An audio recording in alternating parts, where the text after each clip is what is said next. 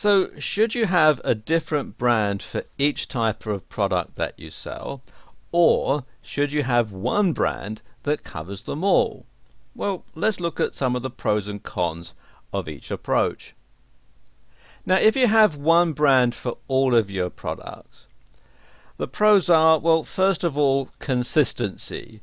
People can associate your brand with all of your products, and so therefore if people have bought one of your products and they like it and they like the quality and it does what they want, then when you launch another product they're more likely to go ahead and buy it off the back of their experience of having bought your first product. And of course it will establish you as a market leader because people will see your brand over and over again. And this is particularly important if you trade in one particular niche, because people will associate your brand with a particular type of product. And your brand and your company can be one and the same. So you don't have to have different types of advertising, it can all be the same. On the downside, it can be restrictive. If you try to branch out into another type of business, into another niche, then you might find that people associate your brand with another type of product. And secondly, if the brand becomes toxic, it can bring your entire business down. So what about having a different brand for each type of product? Well, the pros are that, of course, you can have a different brand for different markets. I know that's more difficult online when you're trying to access a global market, but offline, where you might be trying to sell to different markets individually, this gives you a lot more flexibility. Another thing, and this is I think a reason why a lot of big corporations have different brands for each product type, is that you can sell the brand on without having to sell the company. And also you can drop the brand if it becomes toxic. So if there is a problem with one of your products and it does manage to taint the brand, you can just simply discontinue it, but you can still carry on selling your other products without any interference at all. Well, what about the cons? First of all, it's expensive. You have to develop each new brand from scratch. Every time you introduce a different type of product under a different brand, you have to start all over again with building the brand, with marketing it, with getting it into people's memory, with getting people to notice it. And you have to establish brand loyalty for each new brand. You can't trade off of your existing brand. Like I was just saying, you have to start all over again.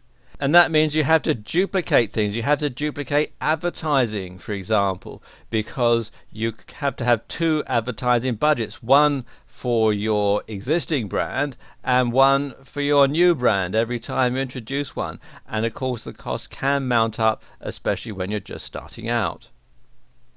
Let me give you a couple of examples of corporations who take each type of approach. The first one I show you is Sony, the Sony Corporation, and they market everything under the Sony brand. And you can see they operate in all sorts of different niches: video recording, audio encoding, optical storage, and so on. Three sort of core areas: consumer electronics, computer equipment, and also things like entertainment. They also have Sony Financial Services, but that's, while it is apparently the biggest grossing part of the company, it only really operates in a very small market, mainly in Japan and the Far East. It's not very well known outside of that particular area. But you can see all the other things. You know, if you've bought a Sony camera, it's going to say Sony. If you're buying Sony video editing software, it's going to say Sony. Sony Pictures Entertainment, again it's Sony. Sony Music, again it's Sony. So everything carries the Sony brand, and that, you know, works for them because they can build up on their existing well of goodwill from customers who bought another Sony product.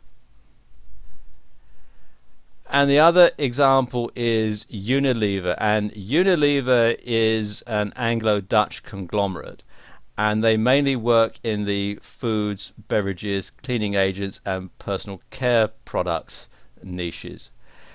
And Unilever own a lot of different brands, and I'll just show you the website here that lists quite a few of them. And you can see here a list of all the different brands that Unilever have. You've got things that you're probably familiar with, things like Ben & Jerry's ice cream and I Can't Believe It's Not Butter, Red Rose tea.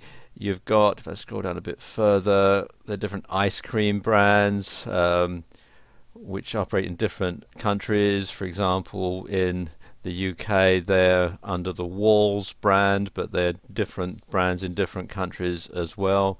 Cornetto, Magnum and so on.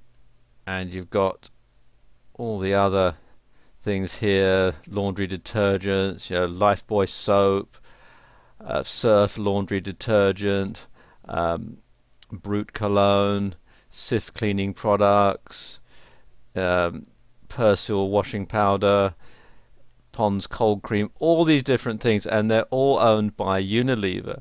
Now the thing is, what's happened in lots of cases is that Unilever have acquired these brands. They've actually bought the brand, and they bought the manufacturing, and they bought the distribution infrastructure from other companies. And there have been cases as well where Unilever has sold on a brand to another company, and they're able to do that. They're able to keep trading as Unilever, but they're also able to buy and sell the brands without affecting their core business.